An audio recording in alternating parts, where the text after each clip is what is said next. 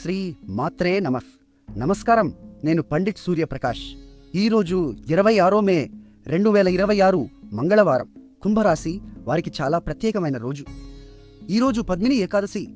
ఇది పురుషోత్తమ మాసంలో అంటే అధిక జ్యేష్ఠ మాసంలో వచ్చే అత్యంత అరుదైన ఉపవాస దినం.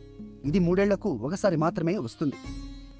చంద్రుడు ఈ రోజు హస్త నక్షత్రంలో ఉన్నాడు. ఇది నైపుణ్యం మరియు సృజనాత్మకత నక్షత్రంలో అన్నో. కుంభరాశికి ఇది 8వ భావం, అంటే మీ జీవితంలో లోతైన పరివర్తన జరిగే స్థానం. ఈరోజు మీ ఆధ్యాత్మిక శక్తి చాలా బలంగా ఉంటుంది.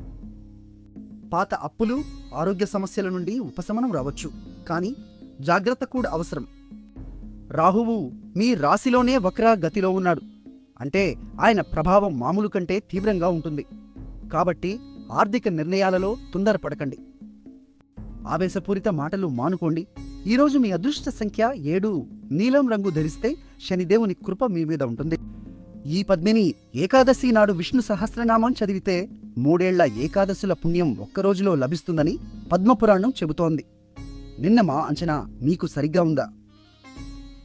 కామెంట్లో చెప్పండి. వీడియో నచ్చితే లైక్ చేయండి, షేర్ చేయండి. మా ఛానల్ను సబ్స్క్రైబ్ చేయండి. ఓం నమో భగవతే వాసుదేవాయ అని 11 సార్లు జపించండి. ప్రియమైన బిడ్డ, ఈరోజు భగవంతుని కృపతో మీ జీవితంలో కొత్త వెలుగు తప్పక వస్తుంది.